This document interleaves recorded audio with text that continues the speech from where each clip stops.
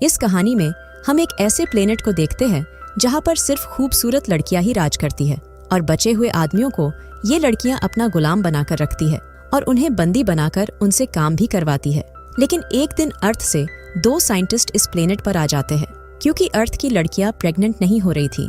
कहानी की शुरुआत में हम जैक और एडम को देखते हैं जो अपनी स्पेसशिप से लड़कियों की तलाश में एक दूसरे प्लेनेट पर जा रहे थे क्योंकि अर्थ की लड़कियों में वायरस फैलने की वजह से वो प्रेग्नेंट नहीं हो रही थी। कुछ देर बाद इन दोनों को एक प्लेनेट दिखाई देता है और जैसे ही इनकी स्पेसशिप उस प्लेनेट के ऑर्बिट में एंटर करती है तो ज्यादा ग्रेविटी की वजह से इनकी स्पेसशिप कंट्रोल नहीं हो पाती है और प्लेनेट की सतह से टकरा जाती है। कुछ देर बाद एडम जैक को बाहर निकालता है और जैक के कंधे पर स्पेसशिप का एक टुकड़ा घुस गया था। इसके बाद एडम जैक के कंधे पर इंजेक्शन लगाकर उस टुकड़े को निकाल देता है। तभी जैक को एक कुत्ते की आवाज सुनाई देती है।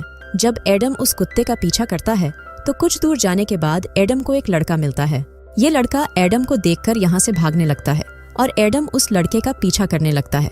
ये लड़का एडम से बचकर भाग ही रहा था कि तभी उसके सामने लड़कियों का एक ग्रुप आ जाता है जो इस लड़के को पकड़कर अपने साथ ले जाती है।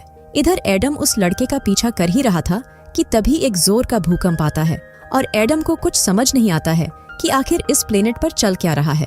इसके बाद एडम को पास ही एक टेम्पल दिखाई देता है।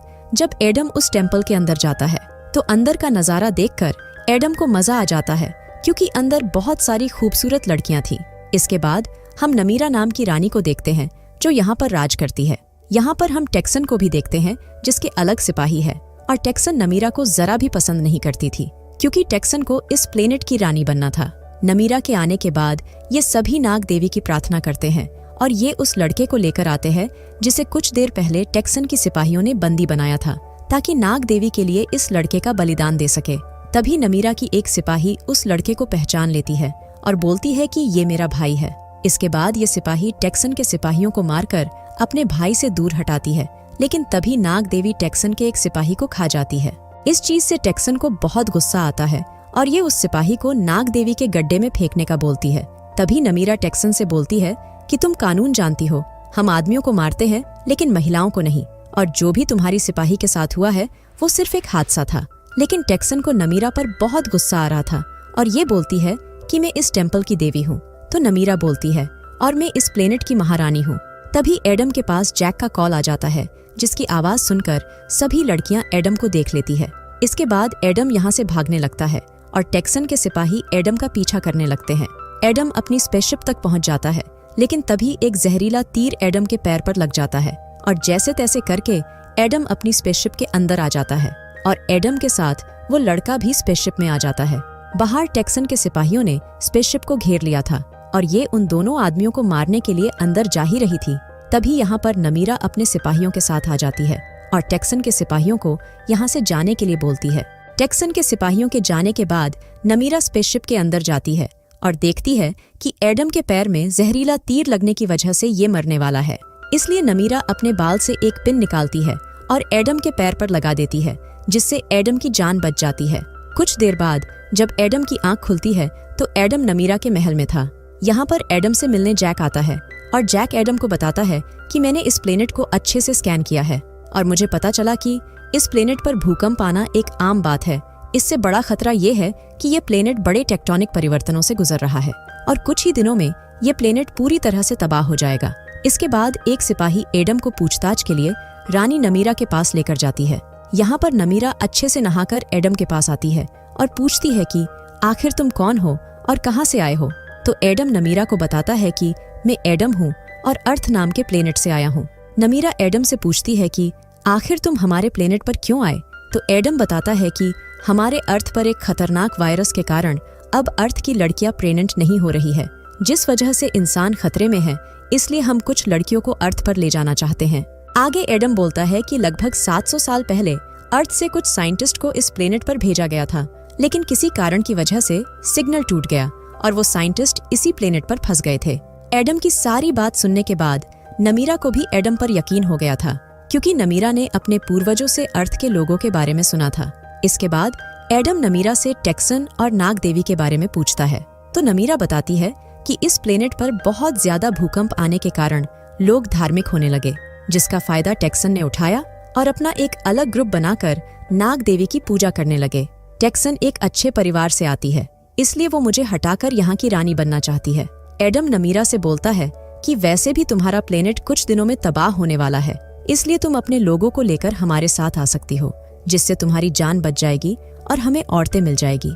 तभी एडम नमीरा से इस प्लेनेट के आदमियों के बारे में पूछता है तो नमीरा बोलती है किसी कारण की वजह से इस प्लेनेट पर आदमियों की आबादी बहुत कम है, इसलिए हम आदमियों को अपना गुलाम बनाकर रखते हैं और उनसे अपना काम करवाते हैं और जरूरत पड़ने पर इनका इस्तेमाल बच्चे पैदा करने के लिए किया जाता है।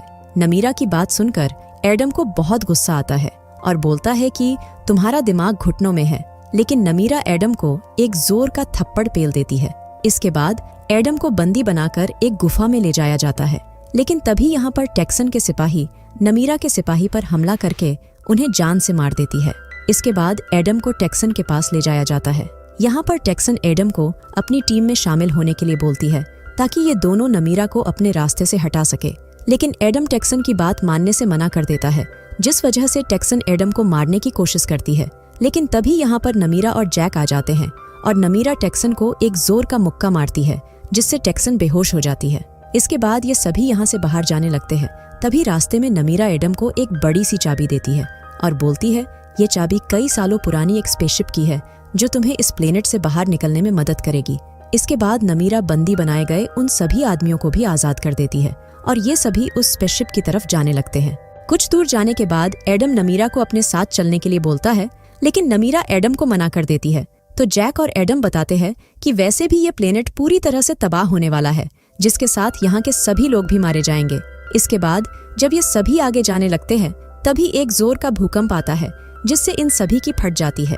अब जैक समझ जाता है कि ये प्लेनेट जल्द ही तबाह होने वाला है। कुछ दूर और आगे जाने के बाद इन्हें एक कंकाल मिलता है। जब जैक इस कंकाल को चेक करता है तो पता चलता है कि ये कंकाल उसी साइंटिस्ट का है जिसे अर्थ से इस प्लेनेट पर 700 साल पहले भेजा गया था। लेकिन तभी यहाँ पर टेक्सन के सिपाही इन सभी पर हमला कर देते हैं और ये सभी यहाँ से भागने लगते हैं। लेकिन भूकंप आने की वजह से टेक्सन के सभी सिपाही पहाड़ से नीचे गिर जाते हैं। भूकंप रुकने के बाद ये सभी उस लड़के को देखते हैं जिसकी जान अभी बाल बाल बची थी। इसके बाद एडम नमीरा से एक बार और अपने साथ चलने के लिए बोलता है और इस बार नमीरा एडम की बात मान लेती है। इसके बाद ये सभी उस स्पेसशिप तक आ जाते हैं और उसके अंदर चले जाते हैं। इधर टेक्सन भी अपने सिपाहियों के साथ अंदर आ जाती है। टेक्सन के सिपाहियों के देखने के बाद एडम अपनी बंदूक से एक जोर का धमाका करता है, जिससे टेक्सन के सभी सिपाही मारे जाते हैं। इधर टेक्सन नमीरा तक पहुंच जाती है और यहाँ पर इन दोनों की एक मजेदार फाइट होती है। टेक्सन नमीरा को मारने की पूरी कोशिश करती है, लेकिन नमीरा टेक्सन को एक जोर की लात मारती है, जिससे टेक्सन को जोर का झटका लगता है और टेक्सन भी मारी जाती है। इसके बाद ये सभी स्पेसशिप लेकर यहाँ से निकल जाते हैं। लेकिन कुछ देर बाद नमीरा और एडम कुछ लोगों को देखते हैं और ये सभी स्पेसशिप की तरफ बड़ी उम्मीद से देख रहे थे और नमीरा को भी अपने लोगों को छोड़कर जाना अच्छा नहीं लगता है। अब स्पेसशिप में बहुत सारे लोगों की जगह थी, इसलिए एडम जैक को स्पेसशिप नीचे उतारने के लिए बोलता है। इसके बाद नमीरा के सभी लोग स्पेसशिप के अंदर आ जाते हैं। तभी एक जोर का भूकंप आता है, जिससे अंदर के सभी लोग हिल जाते हैं। लेकिन ये कोई भूकंप नहीं था, बल्कि ये वही नाग देवी थी जिसकी पूजा टेक्सन और उसके ग्रुप के लोग करते थे। इसके बाद जैक और एडम स्पेसशिप को स्टार्ट करते हैं और इस प्लेनेट से अपने अर्थ की तरफ निकल जाते हैं और ये मूवी यहीं पर खत्म हो जाती है।